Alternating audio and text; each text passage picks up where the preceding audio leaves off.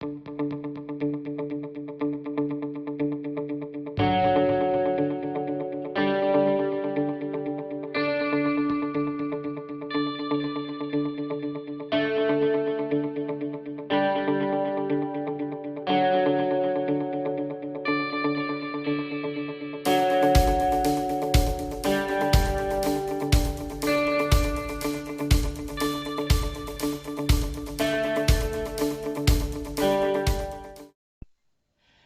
everybody, Crafting Journey here, that Journey Chick on Instagram. Welcome to the morning show, Friday edition. Friday dance, Friday dance. Come on, everybody up. Out of your chairs. Friday dance. Nobody got out of their chair. What the heck? I didn't get out of my chair either. So I realized yesterday, I do read every comment. So someone commented, I didn't see the whole picture of what you were diamond painting. I have a lot of new subscribers and I do apologize. Let me show you the whole picture. It's a big painting.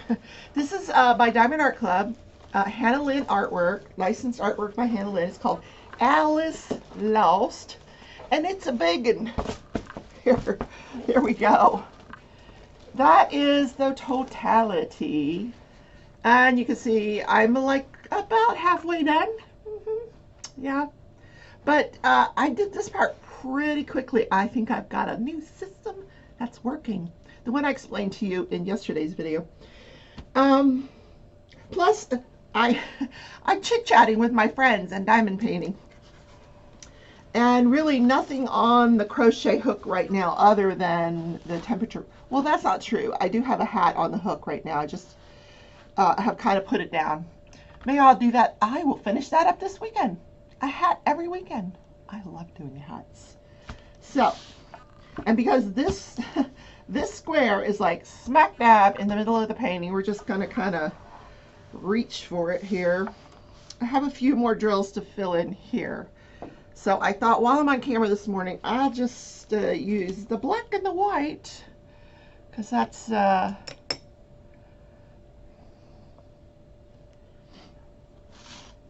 you know, it's open here, so I'll do that. Oh, but before I get started, friend mail, yay! Friend mail Friday. That's a lot of F's. Friend mail Friday. It's nice to come home from work. Yesterday was an interesting day at work. Nothing going on, not a thing, but great news. I'll tell you in a sec. Okay, so, look at the packaging. Oh my God, look at the organza bag with butterflies. This is from Tia. Tia, my God. Well, now I have your address, Tia. I've been asking you for your address forever, but anyway, now I have it and I can send you something. Thank you so much for this. You're such a sweetheart. I'm pretty sure I know what it is, but I can't wait to see what it looks like because I haven't seen what it looks like. It's pink. Oh my God, Tia. She's so good at this now. Let's get it out of the wrapper. I love pink, but I don't know what pink this is. Holy moly. She learned to do pens from Crashly at the last diamond painting retreat, and she has just ran with it. And man, is this beautiful. It looks almost like acrylic. Good job, Tia. Good job. Now, I'm going to save that organza bag because I like it. I don't know what I'm going to do with it, but this is me. You know what I'll do with it? I'll put my headphones in it so that I always know where my headphones are. Now I just have to remember where I put the organza bag with the headphones in it. Because you know the iPhones come with the headphones that only work on the iPhone. You know, you can't use any other headphones than these. Where's the other end? Oh, here. Wait a minute. What? Oh, well, whatever. They're in here. I digress. Look how pretty that is. Look at that pink. Oh my God. Girl, you outdid yourself. You did, you did. Okay, let's, I'm gonna go ahead and stick some glue dots in here. We're gonna put that one back in the thing. We're gonna use this thing. We're gonna use it. We're gonna try it out. We're gonna tell her how much we like it or not. I've not used a short stubby pen before, so let's see if I like it. Maybe I will.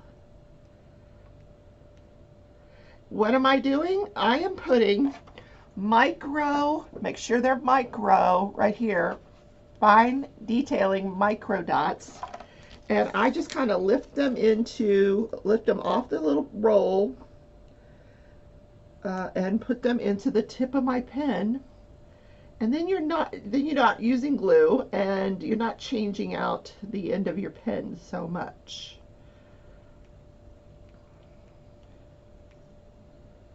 Okay, that should do it.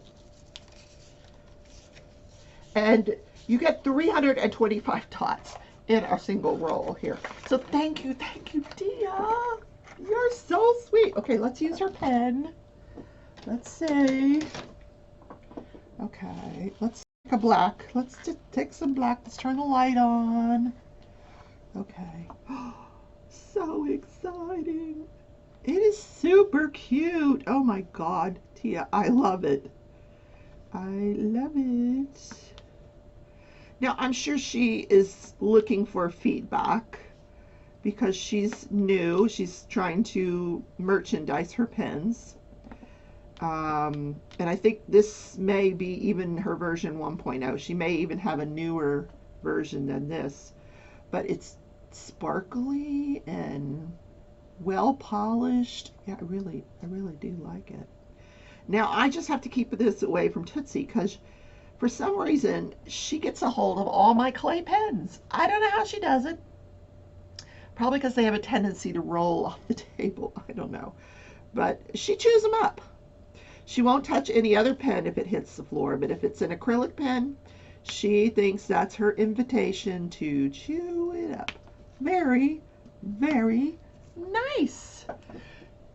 Okay, so I was going to tell you what happened at work yesterday. So I had a meeting with my boss. I requested the meeting because I wanted to run a couple things by her. And so at the end of the meeting, I'm like, so any news on whether I can become a permanent remote worker? And she goes, well, actually, yes. So apparently the company has decided, because everybody was supposed to come back April 1st. So the company decided that because productivity has been so high and employee satisfaction is like the highest it's ever been, they're allowing it to go indefinitely for everyone. I'm like, yay! That's awesome. Not just for me, but for all these other people. The girl that I told you about, that I talk about, that's on maternity leave, poor thing, she's thinking she has to come back April 1st. She's looking for daycare. Now, our hospital has a daycare. And for infants. So she calls them up, and they're like, oh, it's an 8-month waiting list. So we're like, just bring the baby in and we'll take care of it. Yeah, so she'll get to stay home with her baby and work from home. How cool is that? And then, selfishly, I'm just thrilled because I love working from home. I really do. It's just nice to have that autonomy to work when you want to work. You don't have to sit there for a solid 8 hours in a row. And I'm antisocial. I don't want to sit and chit chat. I just want to get my work done. I don't want to know what that your dog farted 12 times in the bed last night. I just want to get my work done. I know, I'm mean. So, what national day is it? It is National Chocolate Caramel Day. Yum! Who does not love chocolate caramel? So, they kind of credit Mr. Hershey for bringing that to us. Hershey was originally a caramel maker. He didn't start out by making chocolate. He was making caramels, and then he became enamored with this German chocolate making machine that he saw, and decided, hey, he bought the equipment. As soon as he saw it, he bought the equipment. So then he started combining chocolate and caramel in bars, and the rest is history, so to speak. I love it in ice cream. Magnum makes a salted caramel chocolate. Like it's in this little container, and it has this chunk of chocolate like sealed over the top. So you have to break the chocolate to get to the ice cream and the caramel. Oh my God, it is so good. It's probably a gazillion calories, but man, is it delicious. Okay, so how do you celebrate? Well, how would I celebrate? I'd go get me one of the Magnum containers of ice cream. Now, I always start out, I'll get the container out and I'll say, I'm just going to eat half and I'll save the other half for tomorrow. Yeah, no, that don't work. Sometimes it does, but most of the time, nah. I look down and I'm going, oh, I passed the halfway mark, might as well finish it. Or I'll say, oh no, just one more bite. And then I'll stop and put it away. And then next thing I know, it's gone. So, yeah, I'm enjoying the heck out of my decaf coffee now. I really am. And the decaf tea. And yeah, I'm liking it a lot. No more chest pain. Yay. No more headaches.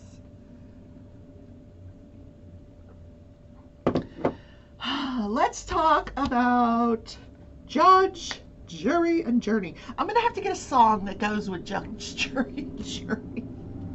I know, you're like, that's ridiculous. The George Floyd murder trial, we are up to 11 jurors now. And interestingly, now one of the subscribers, she asked me, she goes, are you keeping up with jury selection? Well, here's the thing. Between working and listening, I have started a new trial. We'll talk about that in a few minutes. But every time, see, it just came on right now. Every time I go to watch it, the judge is on a break, the jury's on a break, or there's a juror there that has something to say, but it's private and they don't want anybody to hear it, so they cut the mics. So you can see everybody sitting around, listening, but you can't, it's silent. So I'm like, this is so frustrating. But there was a woman yesterday that they picked as a juror. I'm like shocked that they picked this woman. A cardiovascular ICU nurse. Oh my God, guys. I cannot believe she's on this jury. Cannot believe this. If anybody's going to know how this man died, or, understand how this man died, understand the facts, it's going to be her. And you know what she's going to do. And they cautioned her that, no, you promise you won't do this. Now, listen, tell me, what did I say a few weeks ago? Never put an educator on your jury. And nurses are educators. Part of what our job is as nurses is to educate the patients about their disease processes and how to care for themselves and how to administer their medication and how to, all these things. We're educators. So she's going to go back in that jury room and she's going to go, let me tell you what, guys. I'm a cardiovascular nurse. Let me tell you how this man died. I was shocked that they put her on the jury. So this is going to be really, really interesting. Really interesting. I'm sure the defense is just cringing that she's on their jury. Cringing. Although it goes both ways because the defense is saying that he died of a drug overdose. So, is it the drug overdose or is it the knee on the neck, or is it a combination of both? We're going to hear a lot of really boring expert testimony on all that, I'm sure. So we have 11 jurors. I still haven't figured out if he's going to pick 2 alternates or 4, but in any case, if he goes with the 14, we only need 5 more. So we're going to have a jury for the start date of the 29th of this month, which is a week from Monday. So can't wait. So the other case that I took a poll, cold case, or I think I don't even remember what the other choice was. Oh, the police officer that shoots a woman. So y'all chose the cold case. All righty, let's go down that lane. This is the death of Michelle Martenko. So let's call this the Michelle Martenko murder case. Michelle was 18 years old. She was a senior in high school. Now, when I started listening to this case just resonated with me because, this murder occurred in 1979. I graduated in 1978. So I was 1 year older than her. All of the witnesses that we're going to hear from in this trial, her best friends, the people that she knew at the time, they're all my age now. And I know a lot of you out there are my age or around my age. So we're going to hear a lot about, like, a lot of her, I shouldn't laugh, but a lot of her photographs, she had that Farrah Fawcett flip. God, do you remember that horrendous hairdo that we all tried to attain when we were in high school? We all cut our hair. We wanted that Farrah Fawcett, Charlie's Angels flip. My hair, instead of flipping like it's supposed to, like Farrah Fawcett, mine looked more like, the Flying Nun. My hair just went like this.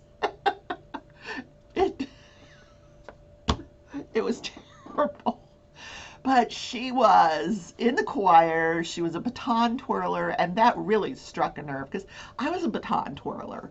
And I'm like, oh my God. And they showed her in her baton twirling outfit. I'm like, oh, that was me. 39 years ago, there I was, So this is a 39-year-old murder case that never got solved until they started using DNA. So I listened to the opening statements yesterday, and then I listened to one witness, one of her best friends. She was in the choir with her. She was a baton twirler with her. It was interesting to see this woman on the stands. I'm like, oh, she has a few extra pounds now too. We neither one look like baton twirlers anymore, do we? But I bet we could go out and twirl the baton. Oh, I could if I had one. I don't even have one, but that's something you never forget. I probably fall on my ass the first time I did a spin around, but my head would be like, whoa. So, I took some notes.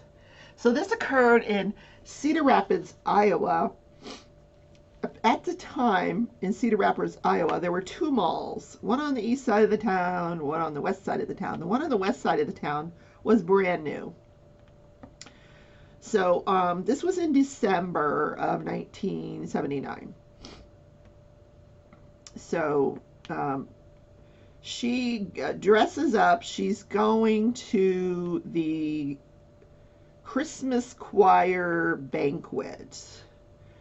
So she goes and she's, at the end of the banquet, she's with her friend. They walk outside, this woman that I told you was on the stand.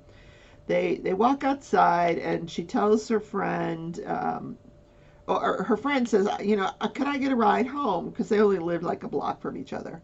She says, I need to do some homework. And Michelle says, no, I'm going to the mall. Mom put a coat on layaway for me, and I want to go see it. So they part ways. So Michelle had her own car, so she drives to the mall. Now, I'm not entirely sure what takes place at the mall. I haven't really heard that yet. I think she meets up with a guy who's working there, and he takes a break, and they go to the Orange Julius, and things that kids do at the mall. Then she leaves, and another friend who comes into the mall late sees her car there, or leaves the mall late. I guess a friend that works at the mall leaves the mall late, sees Michelle's car in the parking lot, and she's like, what's that about? So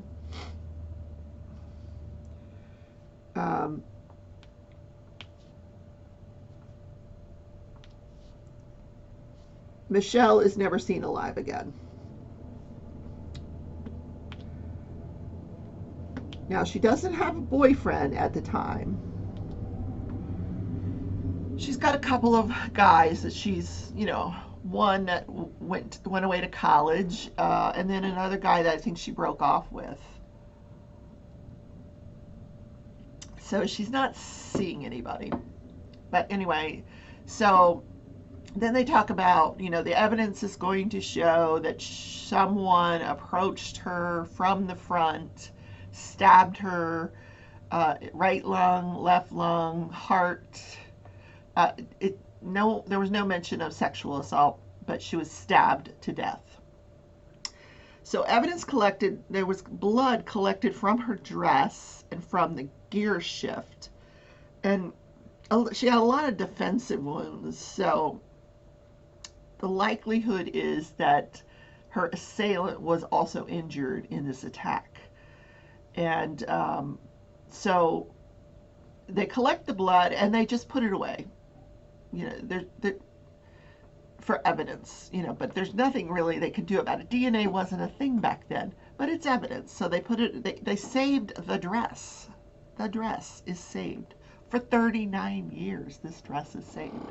So DNA becomes a thing. A cold case detective gets this out in 1997, pulls the dress out of evidence, sends it to the lab to collect for DNA evidence. And they collect some DNA, and they come back and they say that there's male DNA and there's female DNA. Now, we know the female DNA is hers. Still, nothing they can do with it. There's, they can run it through their data bank, but, it's, if the person was never arrested or anything, it's not going to show anything. Not at that time.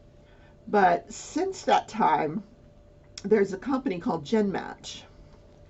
And what GenMatch does is they could run the DNA through their database. And this is what they did with the guy over in California, the serial killer that was eluded police for 40 years, and they finally just recently caught him.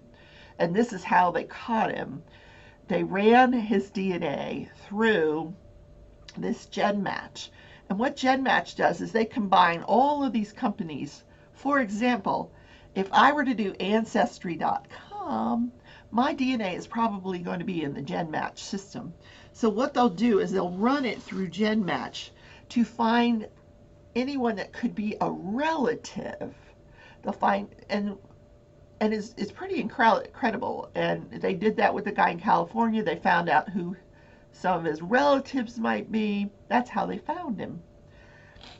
And then this guy, they ran it through GenMatch. This was not in 1970. This was probably about 3 or 4 years later, 2002, 2003. Oh, that's maybe 5 or 6 years later. Anyway, GenMatch comes along. So they run it through GenMatch, and they come up with these 3 brothers who live 45 minutes away from where this occurred. So now they've narrowed it down to the possibility of 3 people, which that's pretty incredible. So they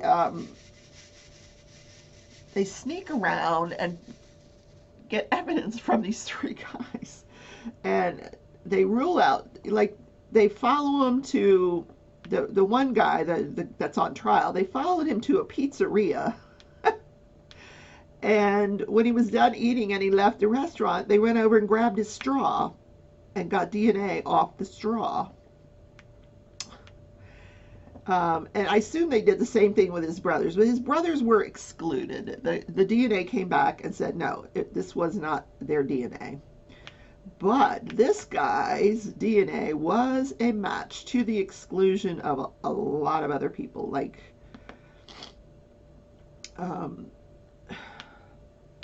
when they run DNA, they do this like the chances are 1 in 110 billion that this is the guy. Well, that's the way it came back, that this was the guy.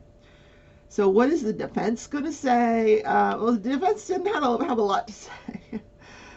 First of all, the guy has no alibi because he doesn't remember where he was 39 years ago. Lord knows I don't remember where I was 39 years ago. Unless I committed a murder, then I might remember where I was 39 years ago. But, presuming he's innocent, he's not going to remember what the heck he was doing on December 19th, 39 years ago. I was probably drinking some Boone's Farm in the back of my boyfriend's vehicle. I was a good girl, though. I was.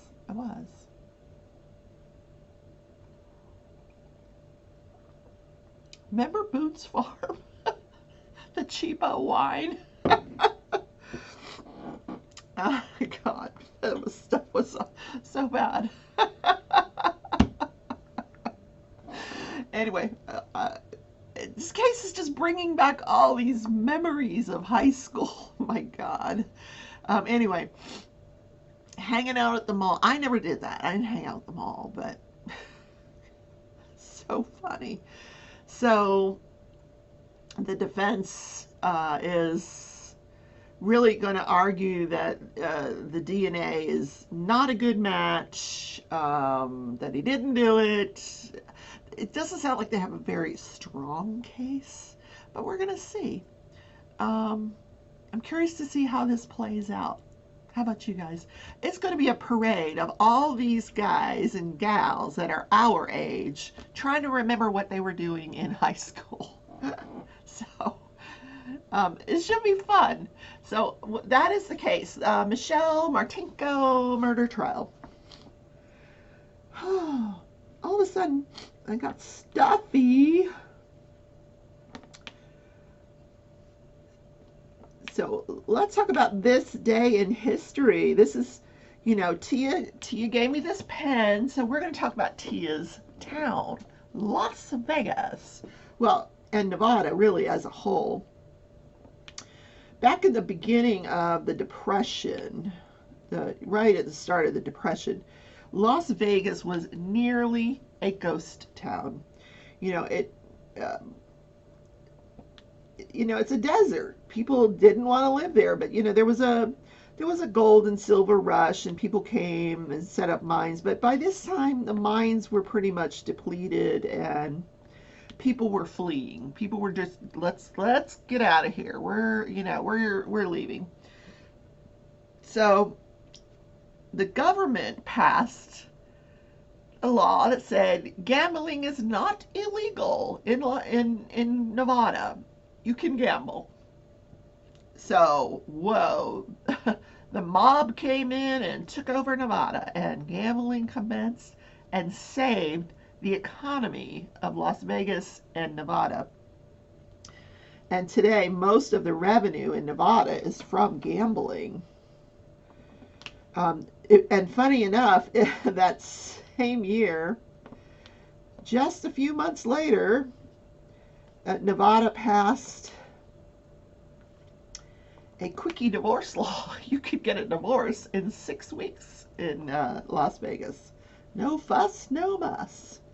Come gamble and we'll give you a divorce because your wife's going to be super pissed when you lose all your money. But it saved that town. And now they're like this mecca of lights and gambling and shows. And I love Vegas. But you know, the last time I went to Vegas, 9/11. I was there on 9/11. That's another story.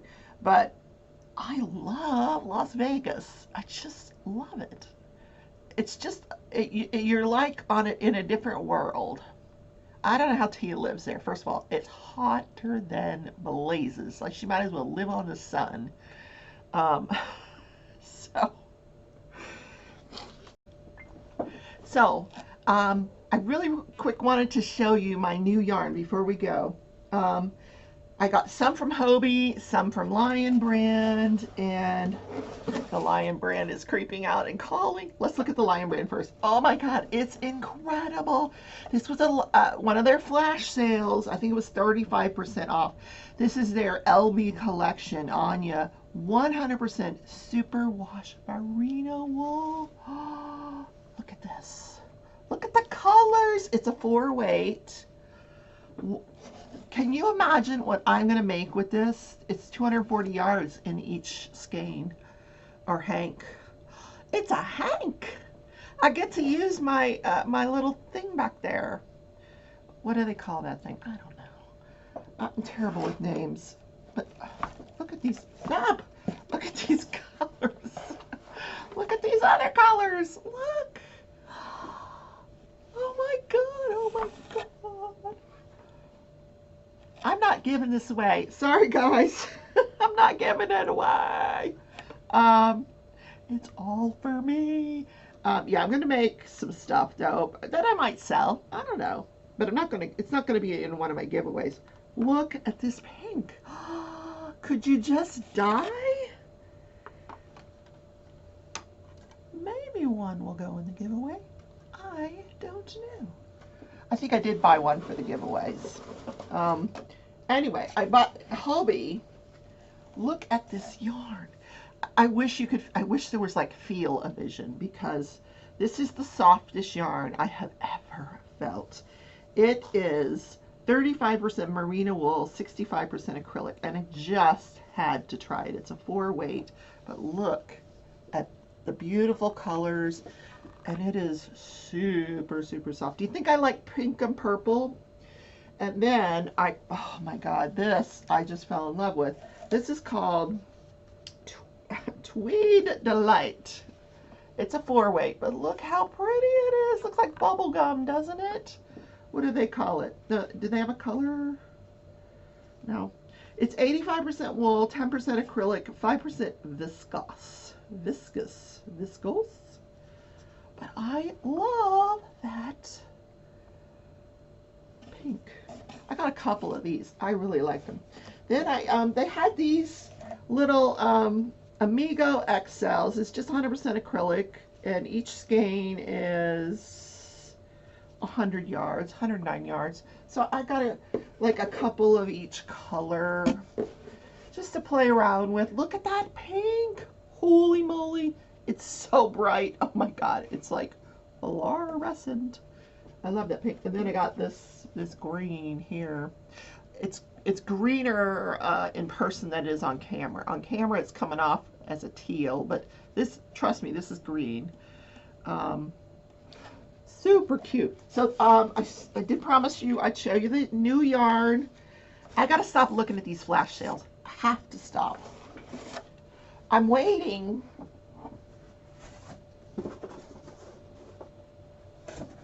I'm waiting for them to have a flash sale on Shaw in a Ball, because I want to try that yarn too from Lion Brand. If you see that, let me know. So, where are we on time? We've been talking for 30 minutes. Oh my God, guys. All right, so just a quick update. I promised you guys I was going to do a live tonight, a pop-up live, and then make a special announcement.